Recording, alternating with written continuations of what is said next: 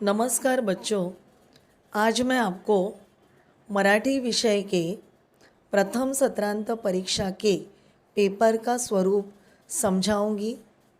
आप उसे ध्यान से सुनोगे और समझोगे। बच्चों, आपका प्रथम सत्रांत का पेपर 50 नंबर का होगा और आपका समय होगा 2 घंटा। मराठी विषय में आपको पाठ आएंगे 1 से 7, जिसमें बच्चों पहला जो है वो प्रार्थना कविता है। उसके कोई प्रश्न उत्तर आपको नहीं आने वाले हैं, वो सिर्फ प्रार्थना है, गाना है। तो देखा जाए तो आपको पढ़ाई करनी है 2 से 7 पाठ तक की। 2 से 7 पाठ में आपको 2 कविता है, माझ्या अंगणात और 6वीं कविता टप टप पड़ती। और आपको पाठ आएंगे 4 पाठ, श्याम से बंधु प्रेम, गोपाळ से शौर्य, दादास पत्र और आजारी पडल्याचा प्रयोग। व्याकरण में बच्चों आपको विशेषण, क्रियापद, समानार्थी, विरुद्धार्थी, लिंग, वचन, क्रिया विशेषण अव्यय, शब्दयोगी अव्यय, विराम चिन्ह और वाक्य प्रचार, इतना भाग आएगा। और ये सारा भाग आपको मराठी की कॉपी में लिखाया गया है। अब हम देखते हैं प्रश्न पहला। गद्य विभाग में प्रश्न पहला होगा, पुढील उतारा वाचा आणि दिलेल्या सूचनानुसार कृती करा। उतारा यानी बच्चों पैराग्राफ। जैसे हमारा पाठ ख़त्म होने के बाद मैं आपको प्रश्न उत्तर उतारे के स्वरूप में ही देती हूँ। पाठ का एक उतारा रहता है और उसके नीचे उसके प्रश्न रहते हैं। उस प्रश्न के उत्तर उस उतारे में यानी पैराग्राफ में देकर आपको लिखना है। तो चारों लेसन का पैराग्राफ यानी उतारा आपको लिखाया गया है।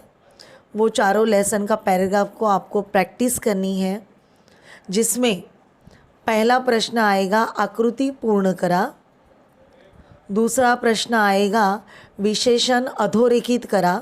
अधोरेखित यानी अंडरलाइन। आप वाक्य लिखोगे और उसे सिर्फ अंडरलाइन, उत्तर को अंडरलाइन करना है। और तीसरा है स्वमत, यानी बच्चों यहाँ पे जो क्वेश्चन रहेगा उस क्वेश्चन का आंसर, उस प्रश्न का उत्तर आपको अपने मन से, आपके विचार से वो उत्तर क्या होगा वो आपको लिखना है। ये उत्तर आपका स्वैच्छिक है। इसका उत्तर आपको किताब में नहीं मिलेगा। ये इसका उत्तर आपको अपने मन से ही लिखना पड़ेगा। अब देखते हैं प्रश्न पहले का आ। पुढील उतारा वाचा आणि दिलेल्या सूचनानुसार कृती करा। बच्चों, प्रश्न पहले अ और आ में आपको 2 पाठ के 2 अलग अलग पैराग्राफ आएंगे।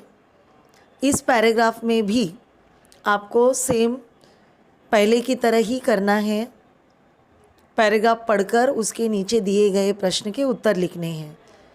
पहला प्रश्न होगा एका वाक्यात उत्तरे लिहा।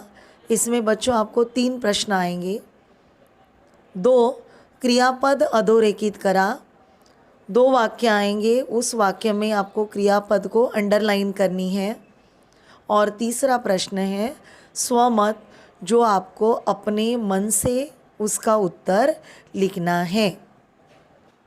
और बच्चों, एक सबसे महत्वपूर्ण बात, प्रश्न पहला अ और आ में दिया गया उतारा यानी पैराग्राफ आपको लिखना नहीं है। आप सीधा नंबर डाल के प्रश्न लिखो और उसका उत्तर लिखो।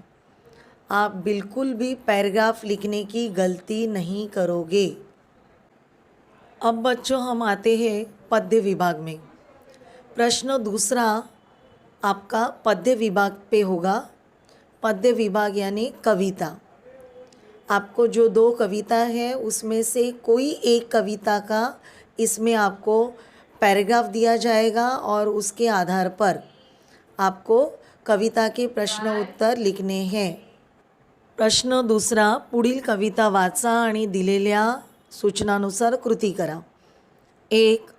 कवितेच्या ओळी पूर्ण करा. बच्चों, इसमें आपको 2 लाइन आएगी. वो 2 लाइन कविता की जो है वो आपको लिखनी है, पूरी करनी है. 2. एका वाक्यात उत्तरे लिहा. इसमें आपको 2 प्रश्न आएंगे. 3.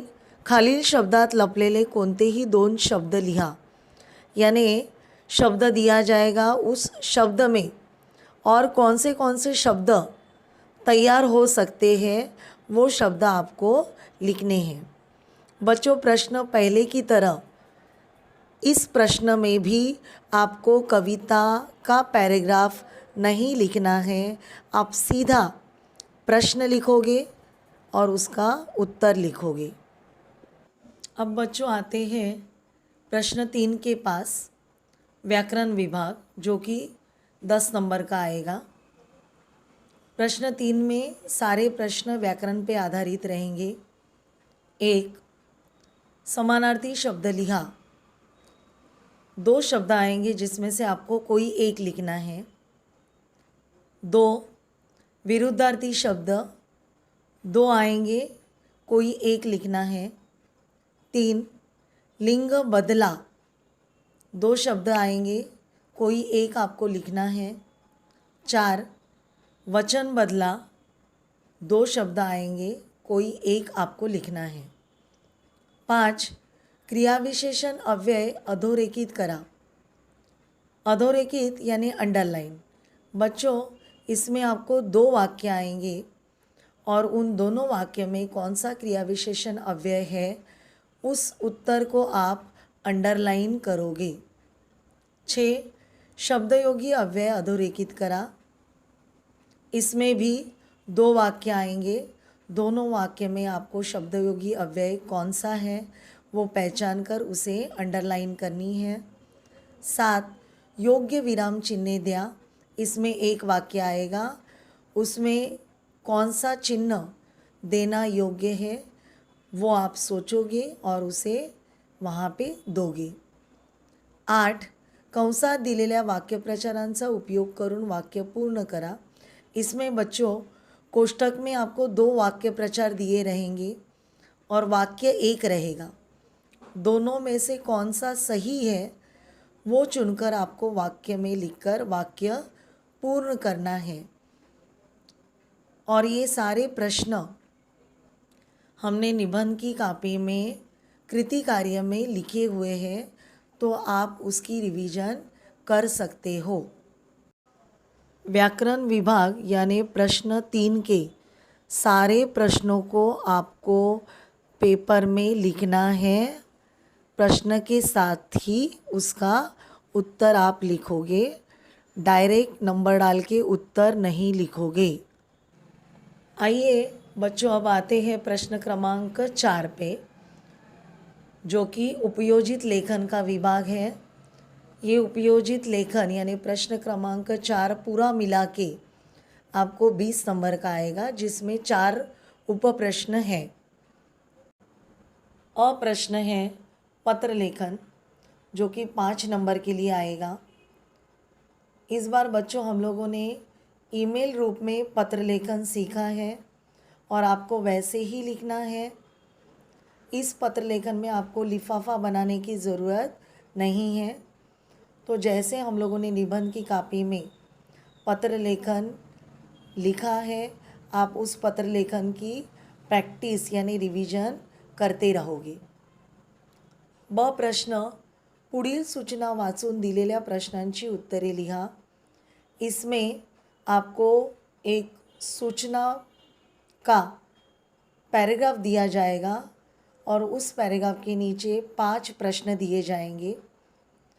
इन प्रश्नों के उत्तर आपको उस पैराग्राफ में ढूंढकर लिखना है.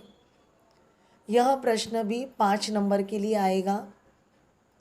सूचना फलक का पैराग्राफ आपको नहीं लिखना है, आपको सीधा प्रश्न के नंबर डाल के प्रश्न लिखो और उसके उत्तर लिखो, पैराग्राफ आप नहीं लिखोगे.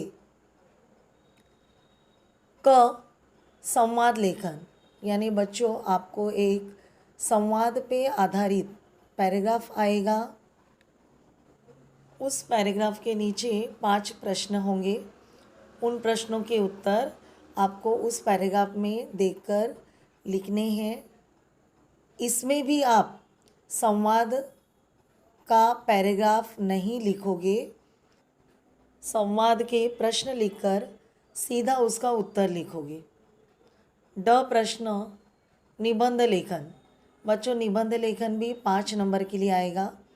निबंध के लिए आपको 3 विषय दिए जाएंगे।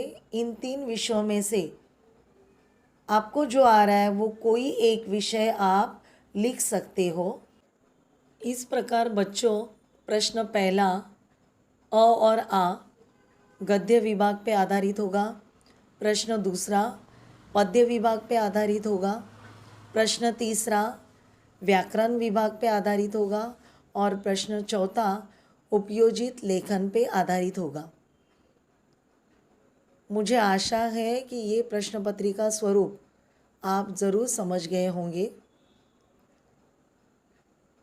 फिर से एक बार मैं सूचना दे रही हूँ कि इस पेपर में आया हुआ कोई भी पैराग्राफ उतारा आपको नहीं लिखना है। उसके नीचे के प्रश्न लिखो और उनके उत्तर लिखो। सभी बच्चों को परीक्षा के लिए ऑल द बेस्ट। धन्यवाद।